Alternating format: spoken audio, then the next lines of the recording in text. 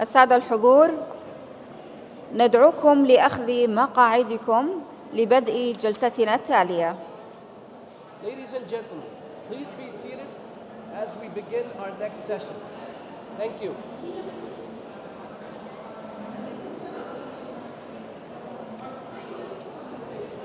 Okay. حضورنا الكريم، لا اوكي عندي اوكي هي شغل تشيك. حضورنا الكريم، جلستنا التالية تحمل عنوان السياسات التي ترسم ملامح الاقتصاد القائم على الذكاء الاصطناعي. Moving on to the fourth session titled Policies Shaping AI-Driven Economies. تستضيف الجلسة كل من البروفيسور إليزابيث تشرشل، أستاذة ورئيسة قسم في جامعة محمد بن زايد للذكاء الاصطناعي.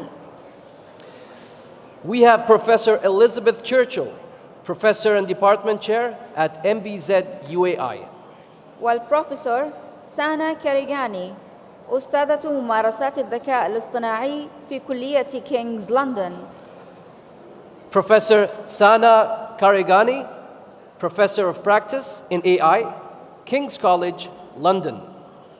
والتر باسكاريلي، مستشار وباحث ومتحدث في سياسات الذكاء الاصطناعي التوليدي. And Walter Pasquarelli, advisor, researcher, and speaker on GenAI policy. يدير هذه الجلسة رون يونغ، مؤسس مجموعة شركاء المعرفة. This session will be moderated by Ron Young, founder of Knowledge Associates International Group. We kindly invite you to begin the session.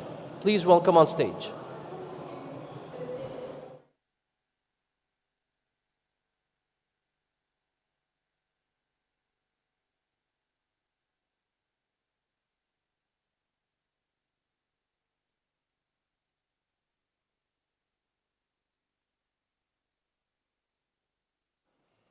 Okay. Yep, my hands there. What?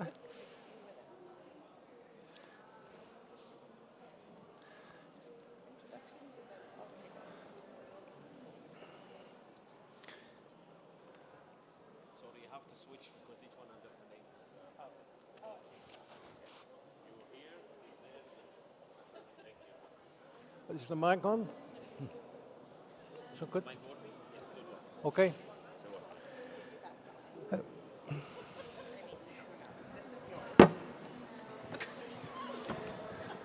And okay, welcome everybody to this final session before lunch. Yes, my name is Ron Young. My background is really in writing international standards, first for knowledge, ISO 30401 in 2018, then innovation management, ISO 56001 this year, September 2024, and ISO 42001, which is the AI management standard, which was published in December 2023. Welcome to this session on policy shaping AI-driven economies. As AI continues to reshape industry, society, and daily life, thoughtful, inclusive policies are essential to ensure that its benefits are widely shared and ethically grounded. So today we're going to take a very brief look at some of the key policy areas, from ethical frameworks, economic growth, education, workforce impacts, innovation, AI for the social good. It's a very broad area that we're talking, and the way that it's shaping and harnessing AI's potential. I'm thrilled to introduce our expert speakers today, who bring diverse insights into how we can build a responsible and resilient AI-powered future. So I'm going to start, if I may, with Professor Sana Khareghani. Welcome. And may I start with you? You are a Professor of Practice at AI in King's College, London, trustee for the Future of Work, an independent research and development institute exploring how new technologies are transferring work and working lives. As AI policy lead for Responsible AI UK, and advisor and former head of the UK Government Office for Artificial Intelligence, which covered digital, culture, media, business, energy, industry, and much, much more. Tell me a little more about your work, your interests, and your initial thoughts on policies shaping AI economies. Thank you very much, Ron. It's such a pleasure to be here with you today at the Knowledge Summit in Dubai. I've been working, as you said, at the intersection of technology and business for over 2 decades, and predominantly over the past decade in government policy and transformation, culminating in setting up the Office for AI, which was at the heart of the UK government. We published the UK's National AI Strategy and the AI Regulation White Paper. So I thought I'd talk a little bit about where I think we are at the moment. Essentially, right now, I think that we are on the cusp of seeing the productivity gains from AI adoption. So far, it's been a lot slower than the expectations and all of the hype demanded. But I posit that's for 2 main reasons. The first one is that we're still not entirely sure of the optimal ways of using things like large language models in many cases. We haven't found the killer app for these things yet. And then the second is appropriate and clear regulation. Especially for our most traditional sectors, I think not knowing where liability lies or what to expect if/when things go wrong makes leaders nervous about adopting AI technologies at large scales. I'm going to use a crude analogy here, but it wasn't until the invention of the seatbelt that people started to drive cars really, really fast. So we're not going to be able to see fast adoption of these technologies until we get an AI seatbelt or clear AI regulation. I thought it also might be useful to do a very quick rundown of where we are with regulation, if that's all right. So we today have the EU AI Act that was created by the European Commission. We have the UK government's approach to AI regulation, and we have the United States executive order. But we also have a brand new government in the UK, so we have a Labour government that's been talking about an AI bill that should be coming out any day now. And we also have a new president-elect in the United States who is very likely to repeal President Biden's executive order. So I'm going to park the fact that these changes are happening just for a moment and give you a rundown of where things stand until they change. So we have the risk-based approach, which is a horizontal legislation in the EU AI Act. This means that the law applies to any and all AI systems placed or used within the EU. But there's also an extraterritorial aspect to that, which means actually it doesn't matter if it was created in the EU, the law still applies.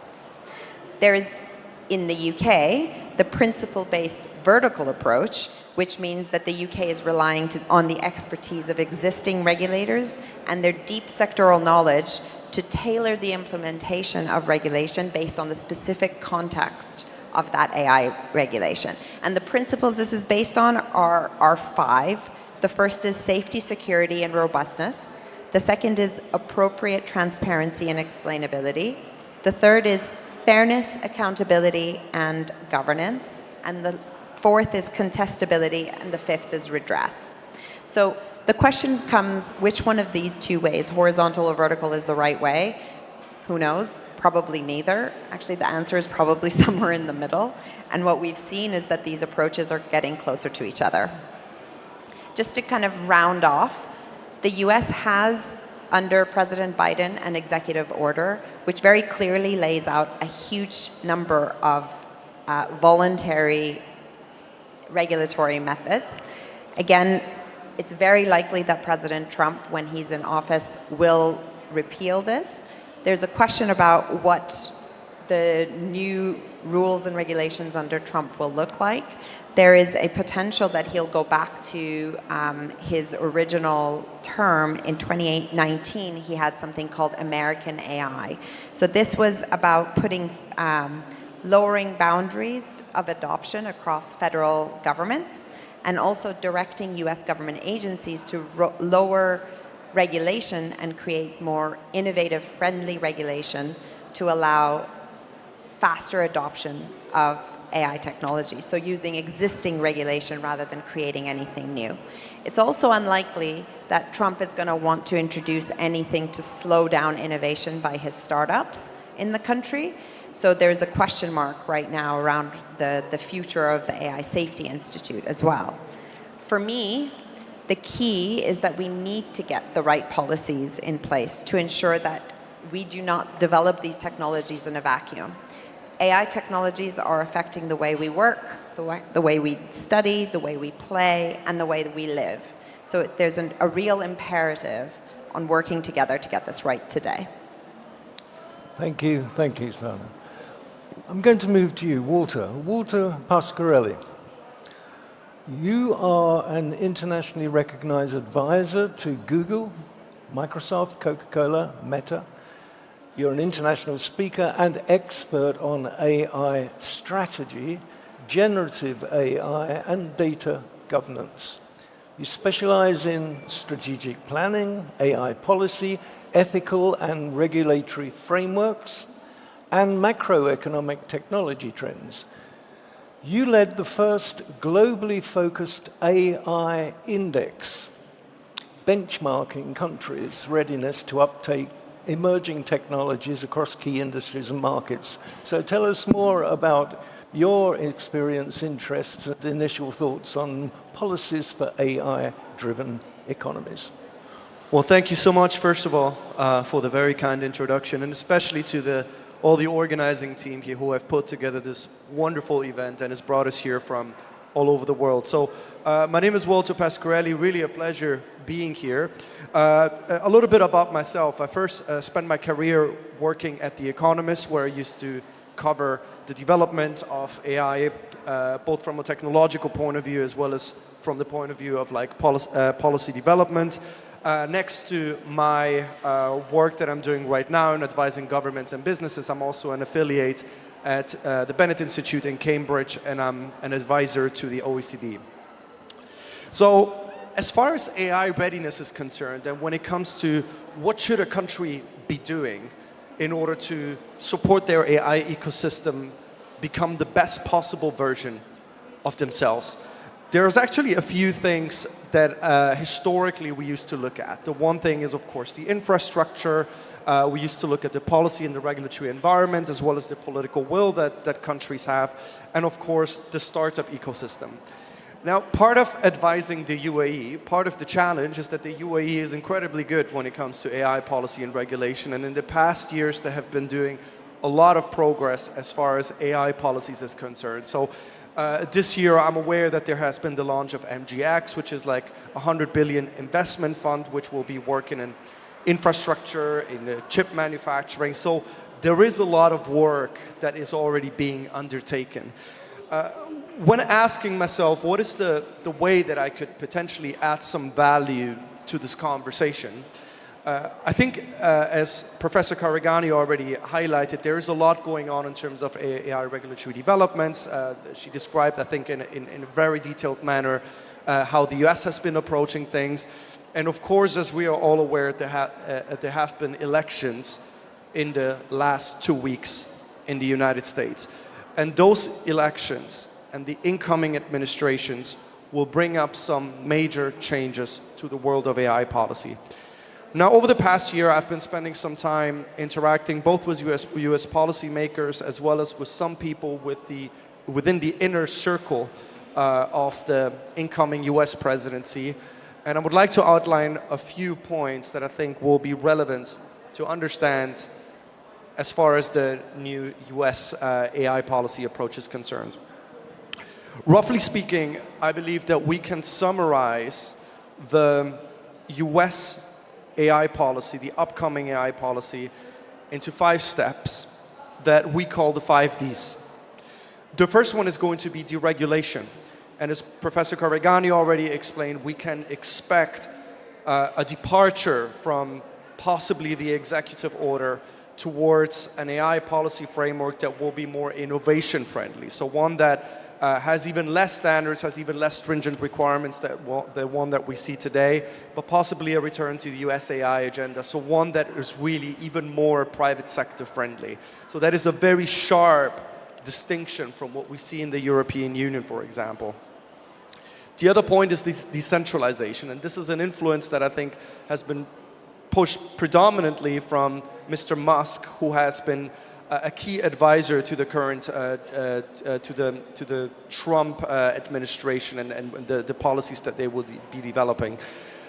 J.D. Vance, the VP-elect himself as well, is a big fan of these open source approaches. So we can see, I think, a lot of policies that will be promoting these ideas of developing open source AI models, again, to on the one hand focus more on the innovation, less on the regulation and the safeguards, but more on putting the uses of these technologies directly into the hands of users and consumers. The third step is then decoupling.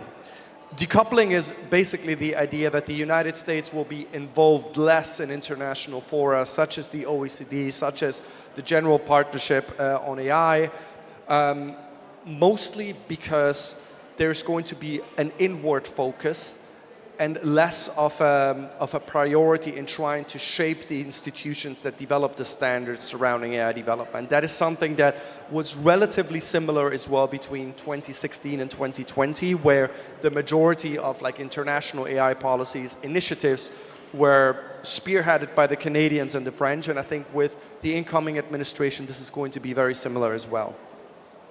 The fourth point is going to be defunding. The Trump administration, from the sources that we have observed, from the sources that we have obtained, will be putting more a priority on tariffs and export controls, as opposed to including subsidies or promoting the development through tax breaks, as we have seen in the CHIPS Act, which saw $53 billion in subsidies for the developing of domestic chip manufacturing facilities. There is a good chance that some of these elements surrounding the CHIPS Act will stay, but from what we can see, a lot of the funding that has been provided will be scaled down a bit. And the final point is then domestic energy, which means effectively a departure from renewables.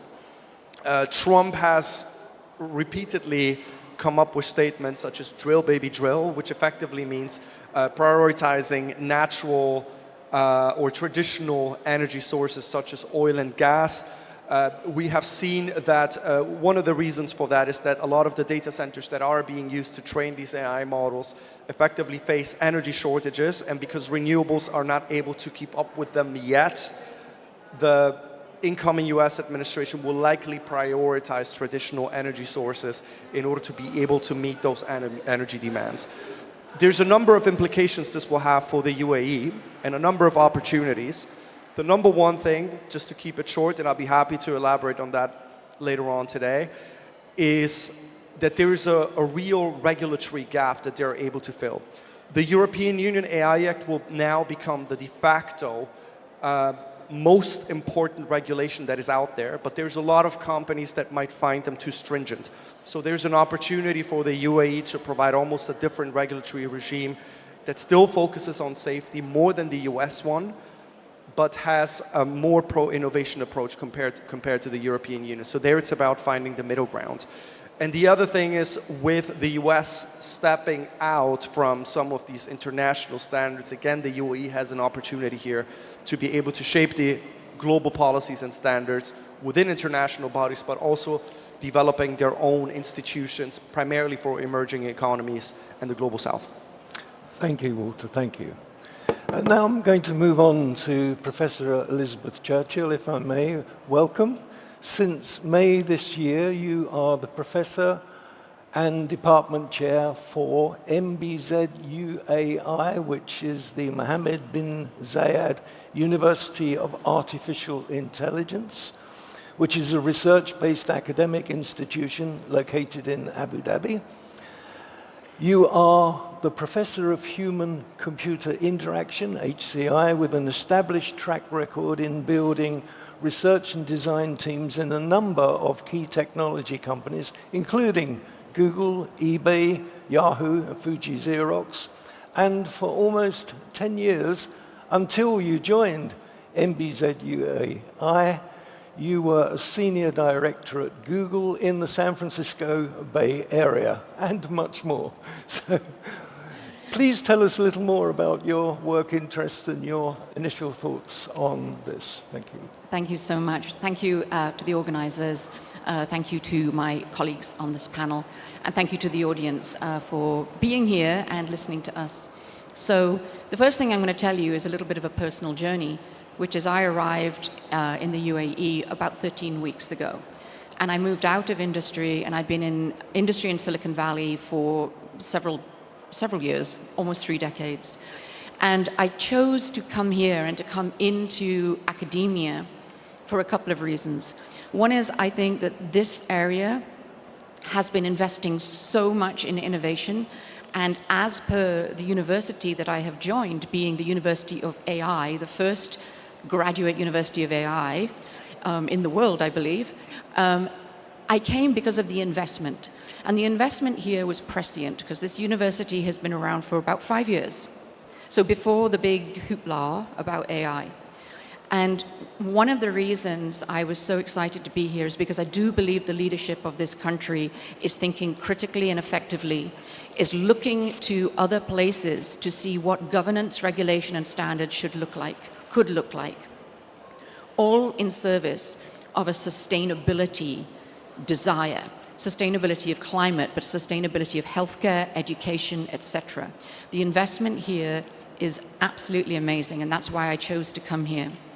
I chose to come here also as an educator, because I believe, as somebody who thinks about the next generation a lot, if we can educate the next generation who will be the leaders of the next generation, who will be in this part of the world, which is taking a real stance to be a thought leader in the future, then I think we can do something really good together. So with that said, I want to say a little bit more about my discipline and what I actually sort of focus on.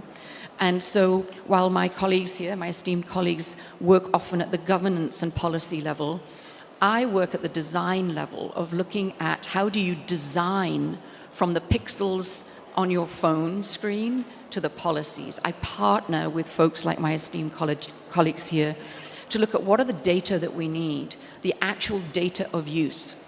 What are the design processes and practices in organizations that are small and large that lead to AI-related products for consumers and at larger scale for industries? What are the processes of design, and how are things checked, tested, evaluated, and iterated upon before they are released and taken up? What are the iterative processes that we need to have in place in order to make sure that we are understanding impact, addressing potential unintended and negative consequences, and thinking in a speculative design kind of way, but critical thinking about what we should build. Just because we can build it, should we build it? So my research, my career has been about trying to work with folks to say what are the right standards and why, what governance is needed, what does agile governance look like? And when I say agile governance, I mean a governance that can actually move as fast as the technology is moving. My colleagues here have been talking about the speed of change. We need our governance and our standards processes to be designed to keep up with that speed of change, but also to leapfrog ahead and say, we think that this is where we're going. We think these are the guardrails that need to be in place. And I've got one last thing to say that comes very specifically from the design world and comes back to the seatbelt analogy. When seatbelts were first put out there into the world, a fantastic safety opportunity. However, women of smaller frame and children were harmed by those seatbelts until a lot of analysis was done to understand what the right seatbelt was and how it should be modified, and how how do seatbelts work for multiple different kinds of shapes and forms and bodies. So back to that wonderful analogy, thank you for that.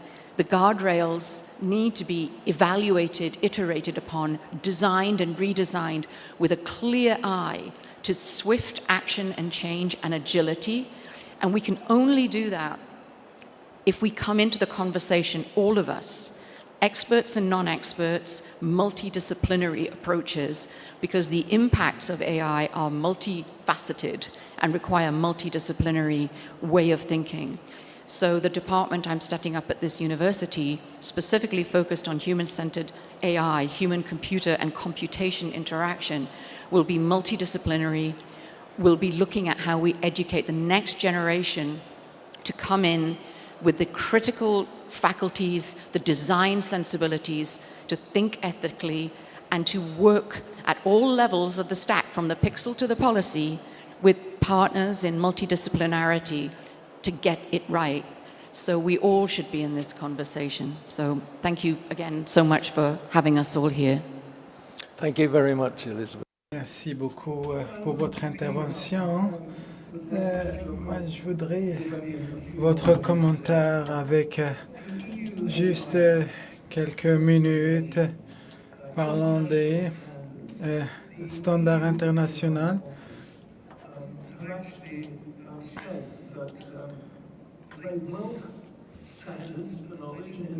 On est des standards dans le savoir, dans l'intelligence artificielle a été conçue pour précisément les droits de l'homme, et quelques corps ont eu la tâche de travailler sur ça dans les prochains mois. Et cette dimension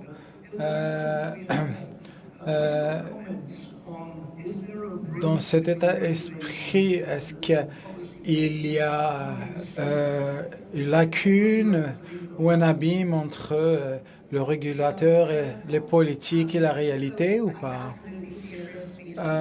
Je vois bien qu'il y a un pont. Je vois les standards comme un mécanisme pour essayer, désolé, d'aller au-delà des frontières. Exactement ce que les politiques et les régulations parlent. Et ces standards nous donnent l'habilité dans les compagnies pour partager les applications, autoriser ces technologies de travailler dans ces communautés et autorise la vibration de cette communauté.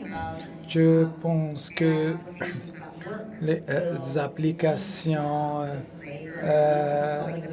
d'intelligence artificielle vont avoir un défi parce qu'ils doivent s'accommoder à les différentes communautés. Et nous avons toujours ces applications différentes dans différents domaines.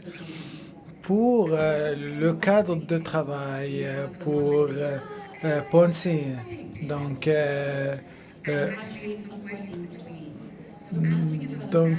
comme nous développons des standards basés sur les données, sur la connaissance, sur la prise de considération des différences entre les cultures, les standards sont ici pour faire partie dans une conversation qui ancre l'inclusion de plusieurs voix.